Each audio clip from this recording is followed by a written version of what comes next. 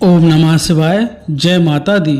तो आज सुनेंगे सबरी की कहानी। सबरी एक आदिवासी भील पुत्री थी। देखने में बहुत ही साधारण पर दिल से बहुत कोमल थी।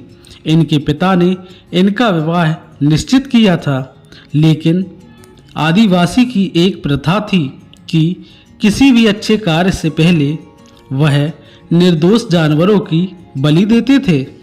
इस प्रथा के लिए सबरी के पिता ने इनके विवाह के एक दिन पहले 100 भेड़ बकरियां लेकर आए। जब सबरी ने पिताजी से पूछा, पिताजी इतनी सारी भेड़ बकरियां क्यों लाए हो? पिताजी ने कहा, सबरी यह एक प्रथा है जिसके अनुसार कल प्रातः तुम्हारी विवाह विधि शुरू करने से पहले इन सभी भेड़ बकरियों की बलि दी जाएगी। प्रथा के बारे में सुनकर सबरी बहुत दुखी हो जाती है और वह पूरी रात उन भेड़ बकरियों के पास ही बैठी रहती है। उसके मन में एक ही विचार था कि कैसे वह इन निर्दोष जानवरों की जान बचा पाए।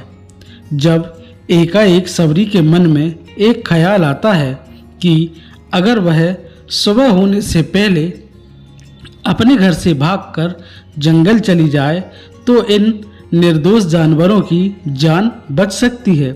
सबरी भली भांति जानती थी कि अगर वह इस तरह एक बार घर से जाएगी तो कभी भी उसे घर वापस आने का मौका नहीं मिलेगा। फिर भी सबरी ने खुद से पहले इन निर्दोष जानवरों की सोची। घर से निकलकर सबरी एक घने जंगल में पहुंच गई। अकेली सबरी जंगल में भटक रही थी। तब उसने शिक्षा प्राप्त करने के उद्देश्य से कई गुरुवरों के आश्रम में दस्तक दी, लेकिन सबरी एक तुच्छ जाति की थी, इसलिए उसे सभी ने धुतकार कर निकाल दिया। सबरी भटकती हुई मतंग ऋषि के आश्रम पहुंची और उसने शिक्षा प्राप्त करने की इच्छा व्यक्त की। मतंग ऋषि ने सबरी को पूरी खुशी के साथ अपने गुरुकुल में स्थान दे दिया। अन्य सभी ऋषियों ने मतंग ऋषि का तिरस्कार किया। सबरी ने गुरुकुल के सभी आचरण को आसानी से अपना लिया। आश्रम की सफाई, गौशाला की देखरेख, दूध दोहना जैसे कार्य, सभी गुरुकुल वासियों के लिए भोजन बनाने के कार्य में लग गए। कई वर्ष बीत गए। मतंग ऋषि सबरी की गुरु भक्ति से बहुत प्रसन्न हुए। मतंग ऋषि का शरीर अब दुर्बल हो चुका था, इसलिए उन्होंने एक दिन सबरी को अपने पास बुलाया और कहा, पुत्री, मेरा देह अब दुर्बल हो चुका है, इसलिए मैं अपना देह यही छोड़ना चाहता हूँ, लेकिन उससे पहले मैं तुम्हें आशीर्वाद देना चाहता हूँ। बोलो पुत्री, तुम्हें क्या चाहिए? आंखों में आंसू भरकर सबरी मतंग ऋषि से कहती है, हे गुरुवर, आप ही मेरे पिता हैं। मैं आपके कारण ही अभी तक जीवित हूँ। आप मुझे अपने साथ ले चलें। तब मतंग ऋषि कहते हैं, नहीं पुत्री, मेरे बाद तुम्हें इस आश्रम का ध्यान रखना है। तुम जैसी गुरु परायण शिष्य को उसके कर्मों का उचित फल मिलेगा। एक दिन भगवान राम तुमसे यहाँ मिलने आएंगे और उस दिन तुम्हारा उद्धार होगा और तुम्हें मोक्ष की प्राप्ति होगी। इतना कहकर मतंग ऋषि अपनी देह त्याग देते हैं। उसी दिन से सबरी हर रोज उठकर बाग जाती, ढेर सारे फल इकट्ठा करती, सुंदर फूल से आश्रम को सजाती, क्योंकि उसे राम के आने का कोई निश्चित दिन पता नहीं था। उसे केवल अपने गुरुवर की बात पर यकीन था, इसलिए वह रोज श्री राम के इंतजार में समय बिता रही थी। एक दिन सबरी आश्रम के पास तालाब में जल लेने गई। वहीं पास में एक ऋषि तपस्या में लीन थे। जब उन्होंने सबरी को जल लेते देखा तो उसे अछूत कहकर उस पर एक पत्थर फेंककर मारा और उसकी चोट से बहते रक्त की एक बूंद से ही सारे तालाब का पानी रक्त में बदल गया। यह देखकर वह संत सबरी को बुरा भला कहकर पापी पापी कहकर चिल्लाने लगे। सबरी रोती हुई अपने आश्रम में चली गई और उसके जाने के बाद ऋषि फिर से तप में लग गए। उन्होंने बहुत से जतन किए लेकिन वो रक्त जल में नहीं बदल पाए।